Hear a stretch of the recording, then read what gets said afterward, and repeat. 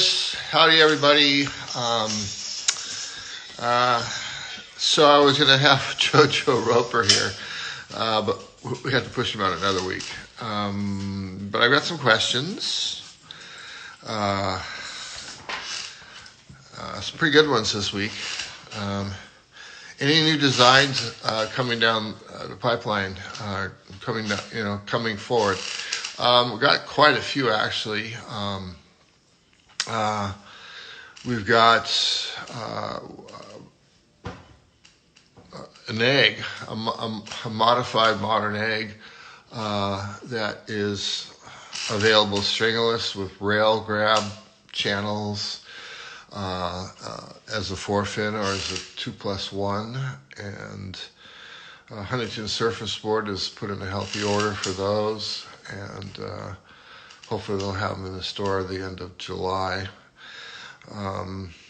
There's a lot of interest in mid-length boards these days, and a lot of people haven't ever really ridden an egg. They're fun boards. They're pretty versatile, but they're primarily for just kind of cruising in small to medium-sized surf. And I've been making them all along. I made some in the early '70s along Skip Fry at GNS, and used to go surfing with him occasionally. I had him shape me some eggs. My eggs, the modern version is going to have a little bit more rocker. It'll have a fairly flat bottom through the center, with I call medium depth double barrel into a single V off the tail, and it'll have a more crown deck, a little bit thinner rails, and like I said, they're available with or without the rail grooves.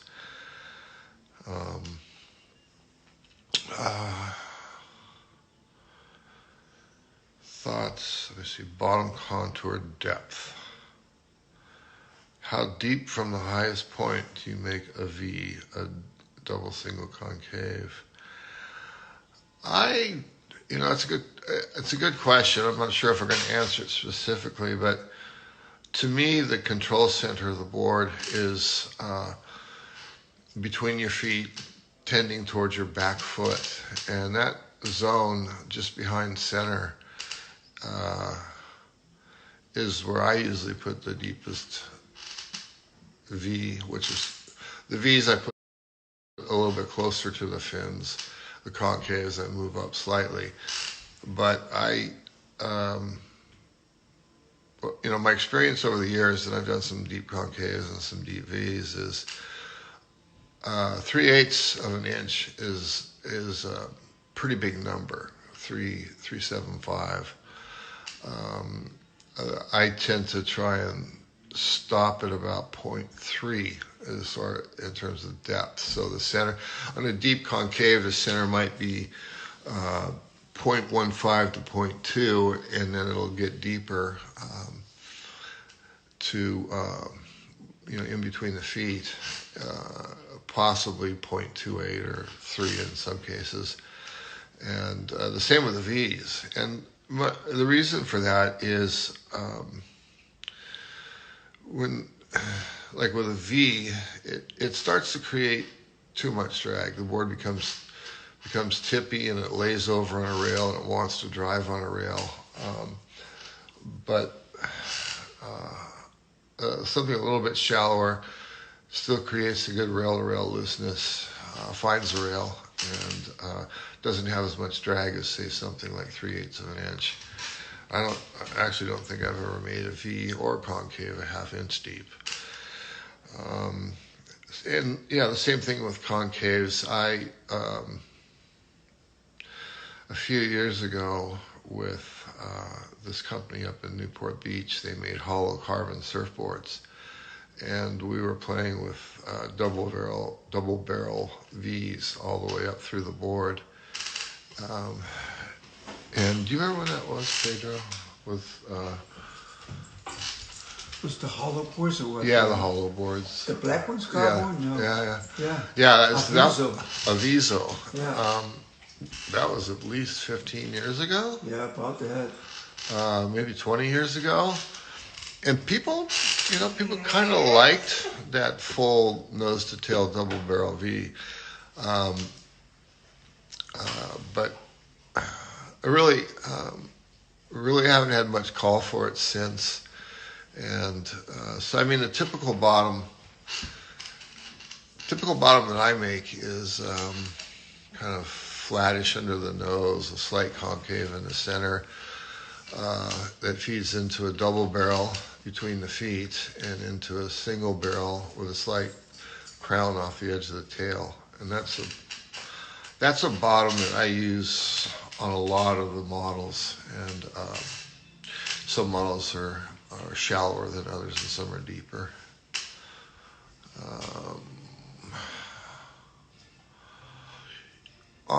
From Piran 23, I'm 5'9". What length should my fish be?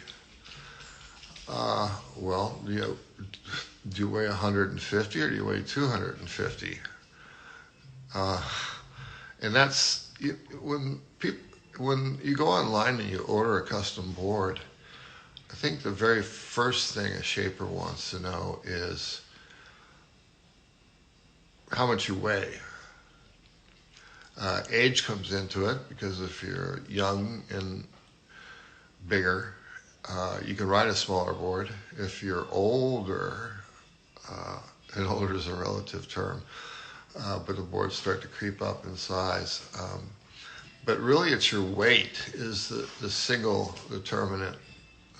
I can't say that weight is the biggest factor in designing a custom board. I need to know the age and the height of the person as well, and your experience. And pretty much everybody out there says they're intermediate advanced. And all right, I'll take your word for that. But to be truthful, I get a lot of beginning surfers that want their first short board. They make a big jump off a 9-foot softboard and they want a 6.0 SD or something like that, and I try and calm them down. But as far as your question goes, the fishes are typically under 6 feet long, between 5'5" and 6 feet long, but I make them bigger and smaller. But if you give me your weight, I can probably give you a more accurate answer. What about putting small fin on the back of twin fins? That's the third fin. I call that a trifin. A twin fin has 2 fins. And if they're designed properly, they'll work in almost any size surf.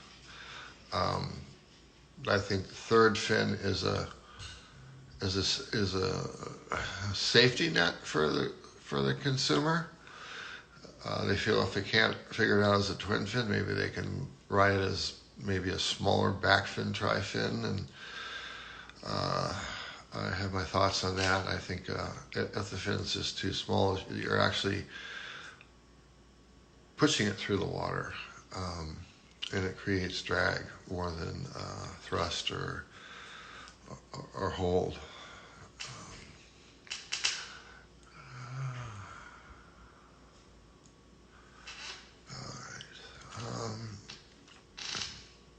Reasons against putting a hard edge on the entire length of my mini Simmons rails.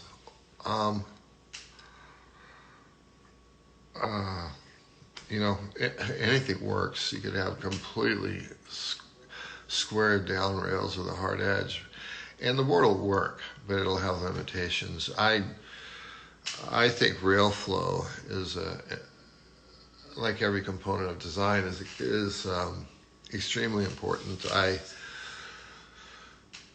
have a firm edge, not hard, but a firm edge up front, and then it goes into the softest part of the rail, which I believe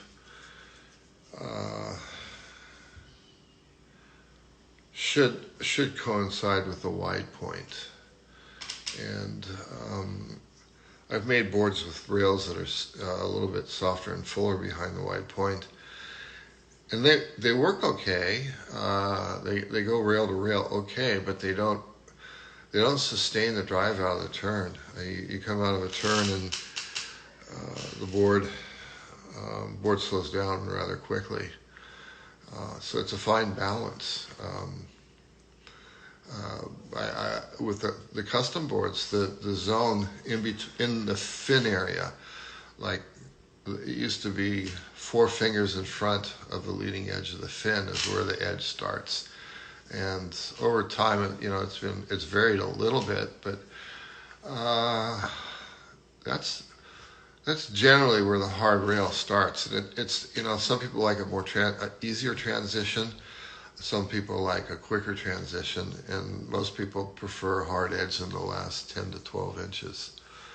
But a hard edge all the way up, I think the board will skate. It'll want to stay on top of the water, and it'll resist more going into the water unless you have a really low volume rail.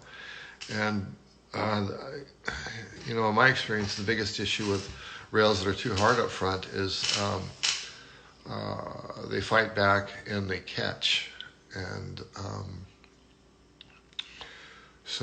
but if you want to get a board with a hard edge all the way up, try it. You might like it.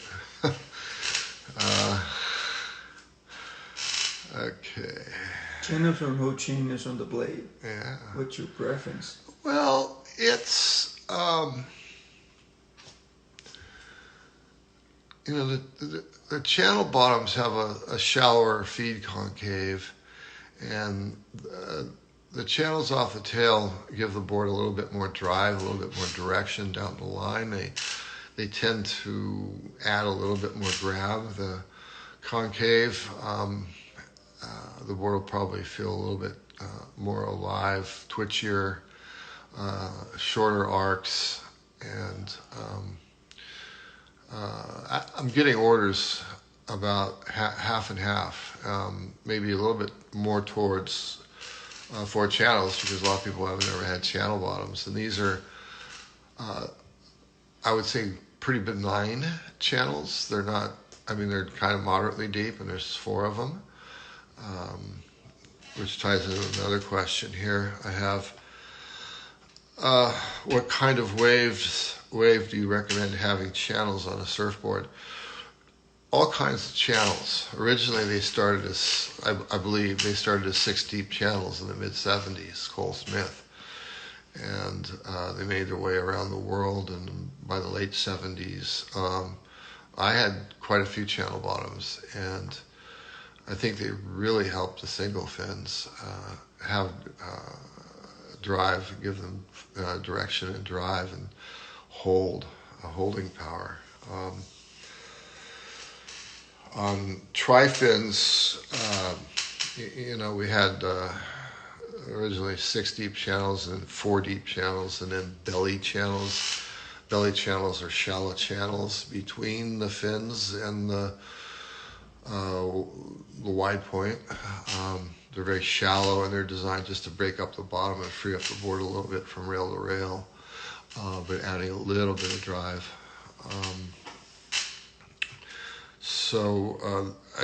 The boards with the heavier channels, like the 6 deep channels, I've found that they work great in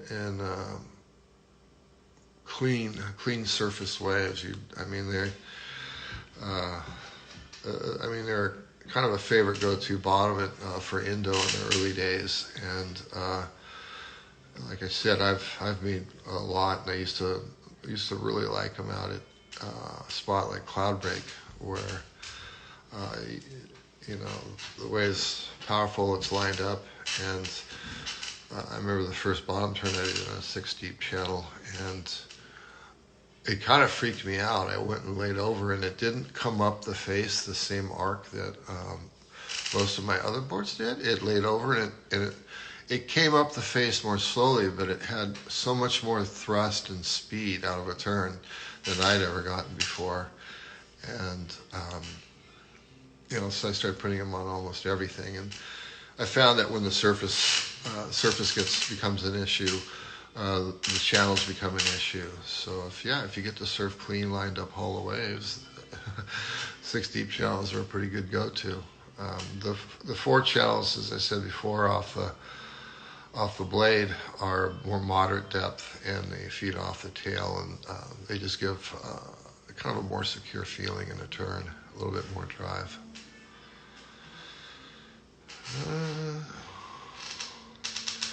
Does Rusty have any gun models? Yeah, I used to. I've been fascinated by big wave boards since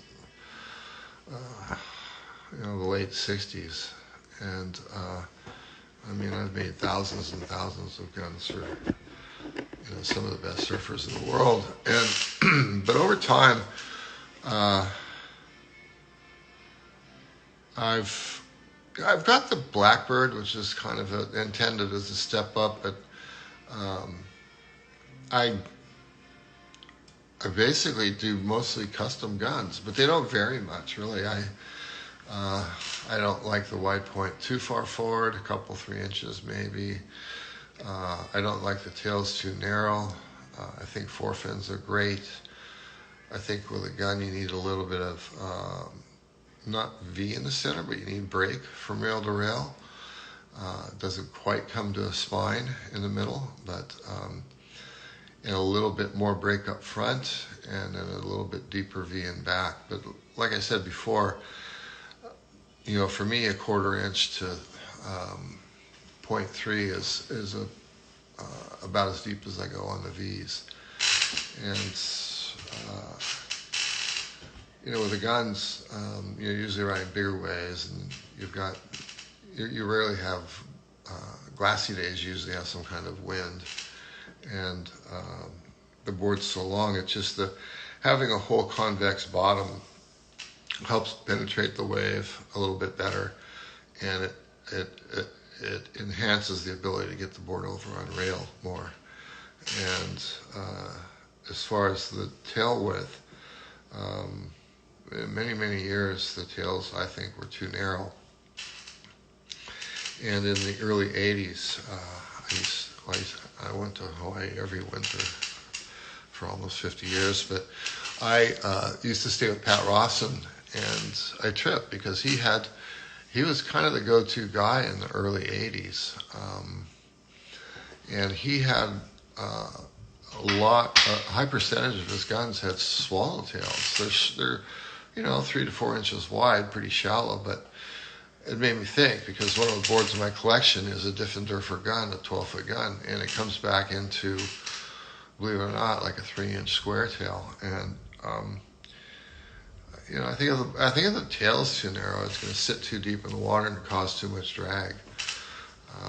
So yeah, there's a very fine line on tail widths. Nose widths vary a little bit more. And entry rocker, I would guess that my entry rocker, my tail rockers are probably comparable to most. My entry rocker is a little bit lower, and that's because if you're riding a board, say a true gun like a 9-footer, 9/6, 10-footer, you have a long sloping face, and you don't need 8 inches of nose rocker. You probably don't need 7.5, and maybe 7 or 6 3/4 is the bottom line. But I think the board gets in you catch the wave a little bit earlier. You don't have any issues with hanging up because you're not really surfing in tight curves anymore. The curves are all expanded. So yeah, I make a lot of custom guns, I'll put it that way.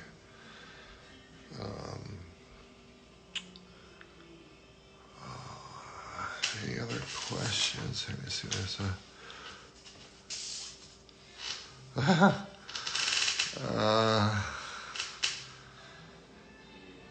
what fins would you recommend I use for my 6'6" Heckler? I'm a big guy, 6'3", 225 pounds, intermediate advanced skill, small to medium San Diego surf. Bigger, the average fin is like 4.5 deep, maybe 4 5/8, 4.6, 4.65 is starting to get deeper. But I think a guy that's over 200 pounds would like and need a fin about 4.7, 4.75 with an appropriate base too. The reason is being a heavier surfer, riding a bit more board. If your fins are too small, you're going to push them through the water. And there's I've had a lot of boards, and I've had a lot of friends get boards that they ride fins that aren't enough area, and once again the fin thing is, any kind of template works, does something, but in my experience, and I used to be a fin junkie. My son used to accuse me of using the F word too often. But the shape, the rake, the base, the fin, pretty much across the board, everybody's on the same page. So, a bigger guy needs more fin than 4.5 inches. That's 4.7, 4.75 is probably a good call.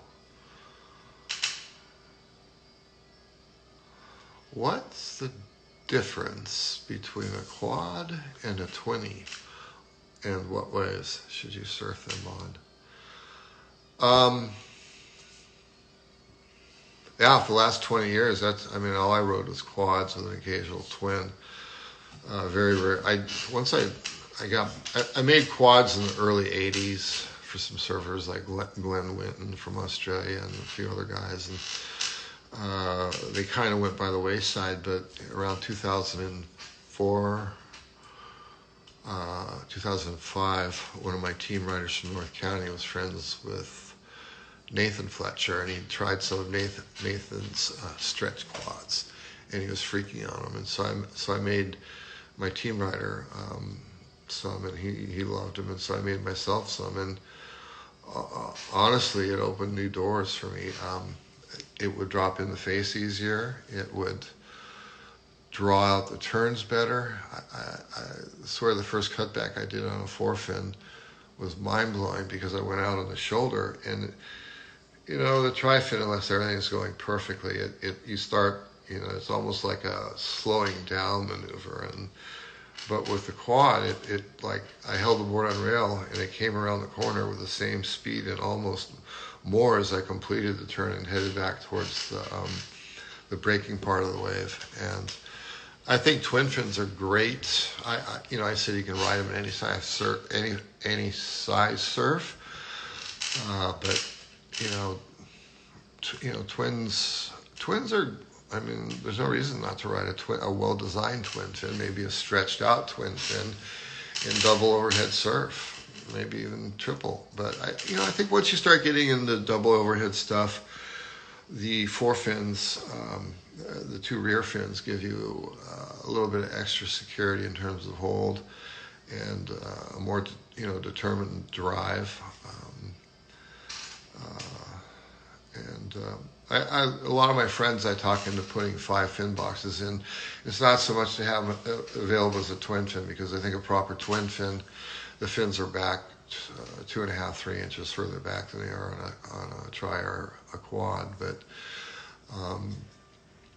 so they can try the board as a tri fin, which they're used to, and they're balking on a quad. And 6 months later, I said, "Well, how's the board working?" They go, "It works good. It works good." And I go, "Have you tried it as the quad yet?" And they go, "Oh, well, no." I said, You got 5 fins and you got the board. So take the center fin out, put the 2 rears in, and try the board." And a week later, they get back to me and they go, "My God, it's a new board." Yeah. So, yeah, I think, twins are a go-to in smaller surf, and quads are a go-to in bigger surf.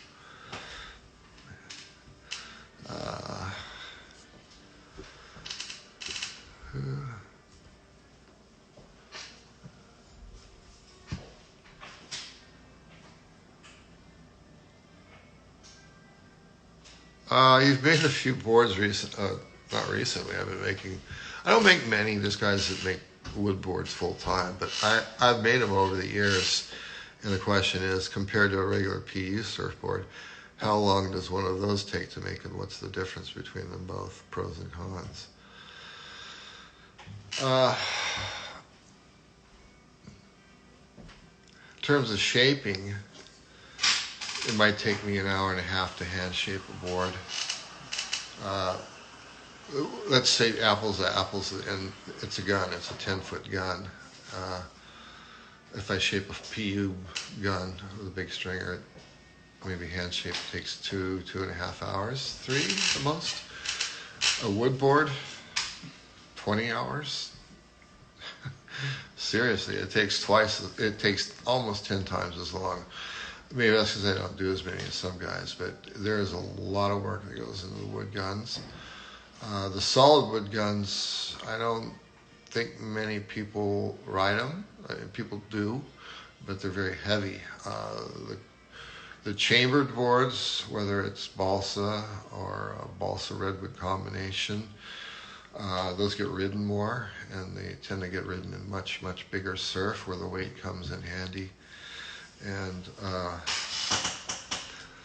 there's a lot more work that's involved in the wood boards, especially the solid wood boards. And I find the solid wood boards, I mean, they're both aesthetically, they're beautiful, whether they're chambered or solid, but the solid ones, they're special, and I think most people end up hanging them in their house or maybe riding them a couple times, but they're more of a showpiece, and legitimately so, of craftsmanship.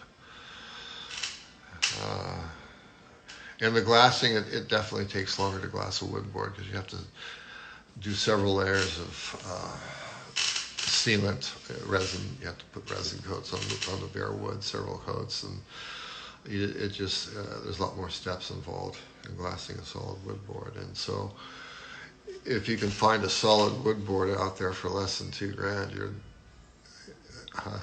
you got a deal, I think. Next question. What is your proudest moment with regards to performance and achievements of your team surfers over the years? My proudest moment with regard to the performance and achievements of your team? There's been, I couldn't pin it on any one rider. I've had so many great surfers on my boards for the last 45 years. The first great surfer to get a board off of me was Rabbit in spring of '74. I was in Australia, and he was coveting my 8-foot gun, and so when I left, I sold it to him. That's a good story. Aki, the first board I made him, is a good story because I saw him surfing in the Hang 10 Grand Prix at Ocean Beach in June or May in '83, and I think he was just 16, and he was riding for Jim Banks at the time, and I could see the kid was gifted. He was a truly gifted surfer, but he was having problems with his boards catching rails and not having a lot of flow. And so I was very busy at that time shaping, but I was also very busy judging, and I happened to be judging the contest. And I judged a lot of ASP contests and a lot of like Hang 10 or Body Glow Grand Prix. I was pretty busy judging from '79 to '84, I think. And so I made Aki a board to take to South Africa, but I never hooked up with him. And he goes to South Africa, and I'm not sure if I'm right, but I think that's the year that he beat Sean Thompson. And that's like beating the absolute legend at J-Bay, and you're a 16-year-old kid. So there's all this buzz about him. He came back and he had to surf in the OP Pro. And, he called me and he said, thanks. I'm going to hold off writing the board because it's different. I'm not sure how it's going to go, but I'll write it in Australia and I'll get back to you. So he surfs in the OP Pro, and then he goes and he does the Pro Junior in Australia, which is a pretty prestigious contest, and he won it on the board I made him. So that was the first major contest win I've had, and he took the board to Japan for the Muri Pro, and I told this story dozens of times. He broke he broke about 8 inches off the nose of his 6'1", I think it was. About 8 inches off the nose of his board, but he loved it so much he kept riding it, and I think he got to the semifinals. He just missed getting in the finals. And Bob Hurley, who was running Billabong at the time, Billabong USA, called me and he says, "Can I get a couple more boards for Aki?" That's Aki winning his first major contest on one of my boards was a pretty proud moment. And CJ winning the world title. I was in Fiji. And I was agonizing because he was still in the contest, but he was in 8th place, and it was at sunset. And I was, agonizing on getting on a plane and flying to Hawaii it was the last day of the contest, and I said, "There's no way he's gonna win the world title." And so I went to bed that night, and I got up the next morning, a couple of boatmen said, "Hey man, congratulations." And I go, "What?" And he goes, "CJ won the world title." Both you guys, CJ, Damien, love you guys. And, so many other great team riders over the years. So I can't put the proudest moment on any one single person, but if you push me, I'd have to say it was Aki. Aki, I still love the way he surfs.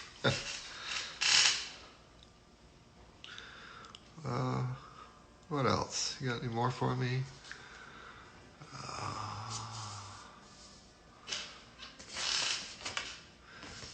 Well, foil surfboards. What do you think of these? And have you ever shaped a foil board?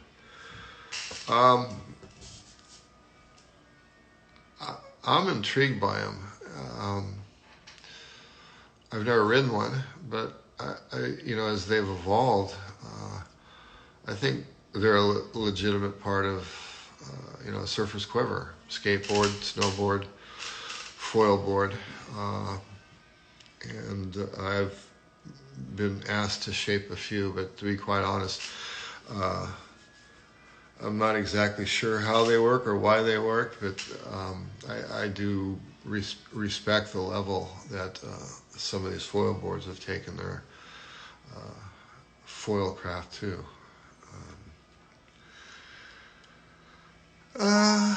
What else? Any other questions, Pedro? No,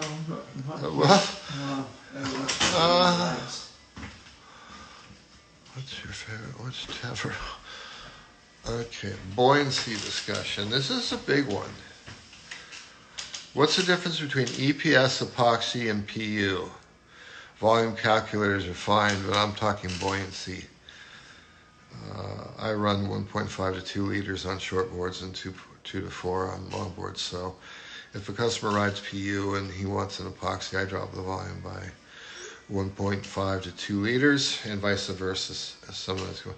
I think I touched on this last week a little bit, but generally speaking, first you have to talk about the 2 or 3 different kinds of cores, but the main cores that we use are polyurethane and EPS. The EPS is just a much lighter foam. For those of you that don't know, the EPS starts out as very small, hard beads, and then it gets put into a mold, whether it's a a big square mold, and they hot wire the profiles out of them, or there's actually molds that resemble a little bit bigger surfboard, and I think those are the way to go, is the molded EPS, because you get a tighter fuse, and tighter fuse means it's more waterproof. But generally speaking, those EPS blanks are at least 10% lighter, maybe 15%.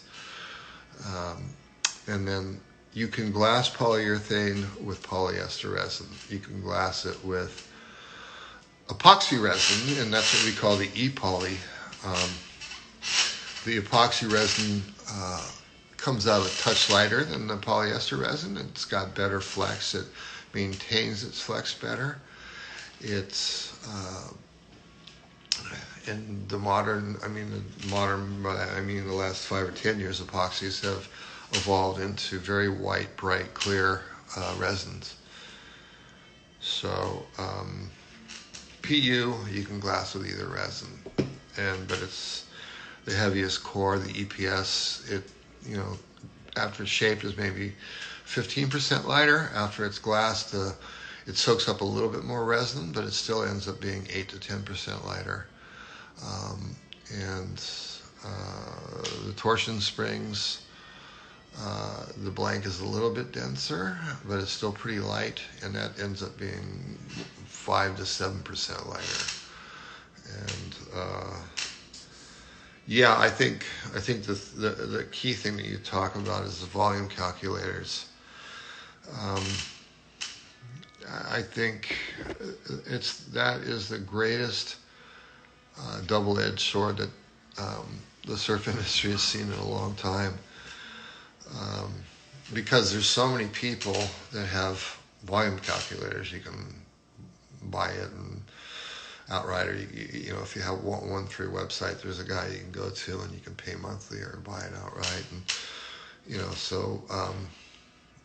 when my first experience with a volume calculator, I used to talk to Gordon Clark about the volume of a blank, and he goes, I go, how do you get it? He goes, we have a tank we submerge it in, and it's basically displacement. And then when I first started shaping by computer almost 20 years ago, I had my software, but there was other software coming out, and my software, I think, measured in liters, and I didn't really pay any attention to it the first couple of years. And the designer said, you should pay attention to volume, it's very important. And a couple of the other software designers, one of them was using beers as a volume gauge. Beers, I don't know, it depends on the size of beer you have, but a beer is anywhere from a half a liter to a liter. But he would say, this board's 30 beers or something like that. But over the years, everybody has become so fixated on, and I'm gonna fucking talk about this every week because it drives me crazy, because I get customers. And all right, so you really are an advanced surfer, all right? I'll give you a liter. I'll give you the fact that you can feel a liter on a short board. A half a liter? Say the difference between 26 and 25.5. If you're maybe one of the top pros in the world, you can maybe feel the difference in a half liter. I used to, occasionally I had team riders in the 80s. Mitch Thorson was one, and he was another butt board guy. He goes, wow, I really like that board butt. And so I finally had enough of his butt shit, and he told me the dimensions, how he wanted to change the board, and I listened to him and I shook my head. All right, I got it. And I shaped the board the way I thought it should be shaped, but I wrote his numbers on the stringer. He loved the board. So a lot of it, back to the volume calculators, a lot of it's in your mind. Yes, if you're an average surfer and you're riding a shorter board, yeah, you have your volume range, maybe a liter and a half, 2 liters on, liter on either side of a number.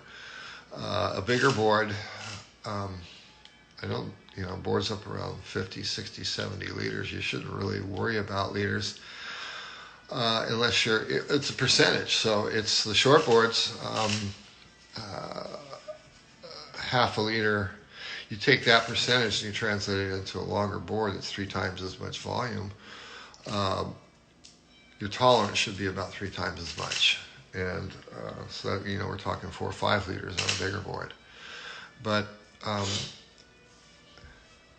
when you're ordering a custom board from me, I need your weight, your height, and your age, minimum, and your experience, how long you've searched and how good you are. Those 5 things. And how good you think are is relative. But most importantly, how often you get to surf, how long you've been surfing, and how much you weigh, and how old you are, and how tall you are. But when you order a board, trust your shaper. Whether you go to me or you go to somebody else, hopefully you've made the right choice and you have the right reasons for making the choice. Like right now, I'm not going to name names, but I've been going back and forth with a local guy here in La Jolla. He's 30 years old, he's 6'7", and he weighs 240 pounds. And he used to get my son's boards. My son doesn't weigh 240, he's not 6'7", he's 6'4", and he weighs 210, 215. But he says, yeah, he used to be able to ride my son's boards, which were 40, 41 liters, and he rode them, but he had a hard time duck diving them. And so he wanted his new board, he wanted to be able to duck dive. And I said, so duck diving is more important than how the board rides? And he's like, I think I should be riding at 33, 34 liters. And I go, Wade Carmichael, what's the big guy's name from South Africa? The big top 5 guy. Jordy Smith. Jordy. We're getting old. Jordy Smith. Those guys, they're not even quite 200 pounds yet, and they ride 32 liters, give or take a bit.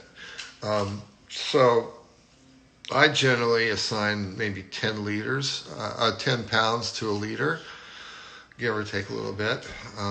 So this guy weighs 45, 50 pounds more than these best surfers in the world, and he wants a board that's 2 liters less. And he's there's nothing wrong with being tall. It's just a body leverage thing. So I've been going around with him, and I've caved in. And I've gone under 40 liters, and we're teasing each other right now, and I'm going, really, the duck diving is more important to you than how the board rides? But the moral of the story is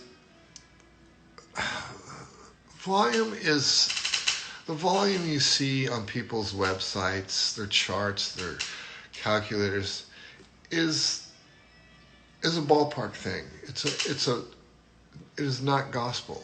And a lot of times, when I've talked a person into either lower volume or more volume, they go, wow, I'm so glad I listened to you.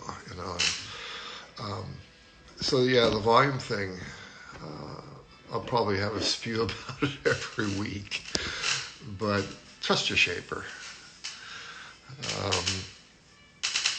What else? What's the best board for small conditions? Well, if you're talking a short board, I think fish type boards that have more planing area. In other words, they're wider noses, wider in the middle, wider in the tail. They don't necessarily have to have a lot more volume, but the planing area really helps once you're up and above the water and going. I don't think boards with center fins make good small wave boards. Once again, it goes back to the drag thing. So yeah, a lot of the fishes out there are fine. They have lower rocker, so the board gets up and planes in the water quicker, and the extra width helps with that too. and then it comes into proportions. I said time and time again, I'm kind of a balanced guy. I don't like my noses a whole lot wider than my tails, or a whole lot in this, especially on the performance shortboards. I don't like them a whole lot narrower. But and then there's, for small waves, you can get into mid lengths. They're good. You can turn them still and stuff. And then there's longboards. So, I think the basic answer to that is width, extra width, and lower rocker, and not necessarily the volume. If I made 2 5/8 Dwarts and they had the same dimensions, except one was a 1/4 inch thicker than the other, chances are you might like the thinner one, just because it still gets out on the water and it planes and everything, but it's more maneuverable. It'll have more flex. The thinner the board is, the more flex it has. So, yeah. Planing area and rocker. What else? I love the crossover for small waves. It's personal preference. I mean, the crossover, was for Josh about 15 years ago, and it has a pretty deep concave in it. But ideally, for I think most surfers, you could do with a little less, especially entry rocker, and a little bit more width up front.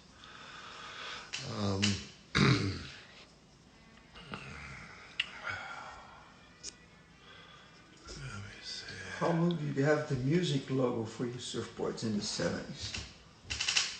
How long did you have the music logo on your surfboards in the 70s? If you'll see my latest Instagram post, I post a beautiful 7/8 music semi-gun I made for a longtime friend.